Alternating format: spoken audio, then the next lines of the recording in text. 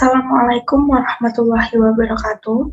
Perkenalkan, nama saya Laila Ardiana Rahmadani dengan NIM 63010020014 dari kelas 4D Perbandingan Syariah. Pada kesempatan kali ini, saya akan menjelaskan materi persamaan dasar akuntansi dan mekanisme debit kredit. Yang pertama yaitu persamaan dasar akuntansi. Jadi, prinsip persamaan dasar akuntansi secara matematis yaitu menghubungkan antara harta perusahaan dengan utang dan modal. Bagian harta atau aset perusahaan termasuk ke dalam aktiva, sedangkan bagian utang dan modal termasuk ke dalam bagian pasiva. Selanjutnya yaitu rumus dari persamaan dasar akuntansi. Harta atau aktiva sama dengan utang plus modal atau pasiva. Selanjutnya, penggolongan akun. Di sini ada dua akun. Yang pertama itu akun real. Yang pertama, harta. Yang terdiri dari kas, piutang, perlengkapan, persediaan, investasi, tanah, gedung, dan akumulasi penyusutan gedung, dan lain-lain.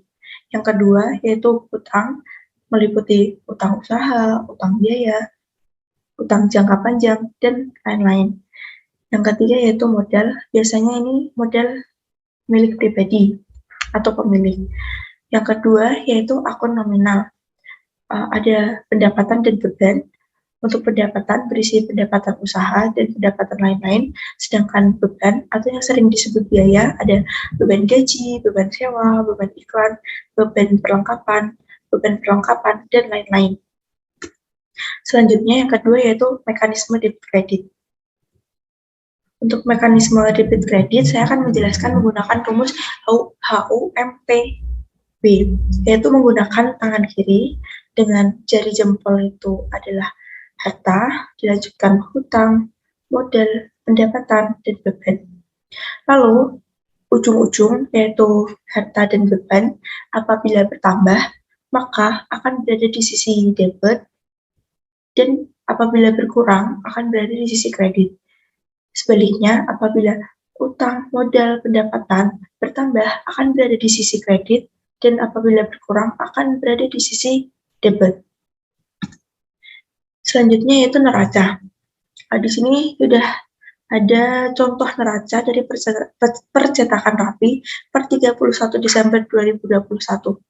Jadi, di sisi aktiva itu terdapat kas sebesar 2 juta, piutang dagang sebesar 1.500.000, persediaan kertas sebesar 2.500.000, tanah 4 juta, gedung 20 juta, mesin dan peralatan sejumlah 22 juta. Apabila dijumlah, maka jumlah aktifanya yaitu 52 juta.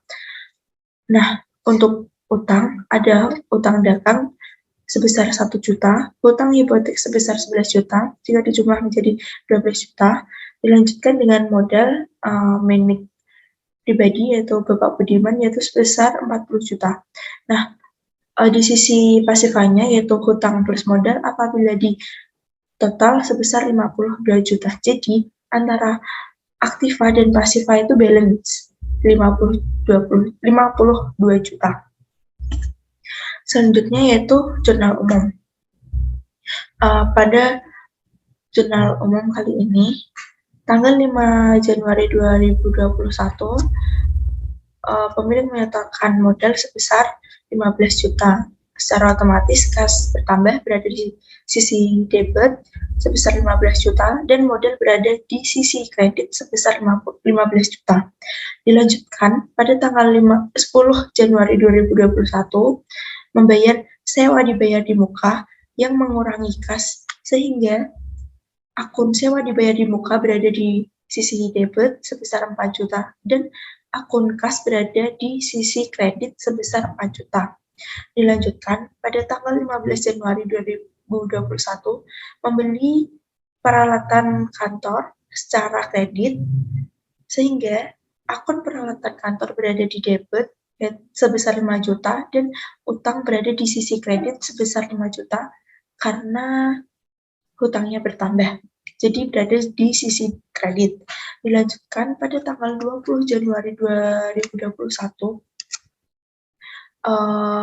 ada piutang, piutangnya bertambah sehingga berada di sisi debit sebesar 2 juta dan pendapatan jasa berada di sisi kredit sebesar 2 juta. Nah, pendapatan berada di sisi kredit karena pendapatan bertambah. Jadi, total keseluruhannya yaitu debit 26 juta, kredit 26 juta. Sekian materi singkat yang dapat saya sampaikan. Apabila ada kesalahan, saya mohon maaf yang sebesar-besarnya. Wassalamualaikum warahmatullahi wabarakatuh.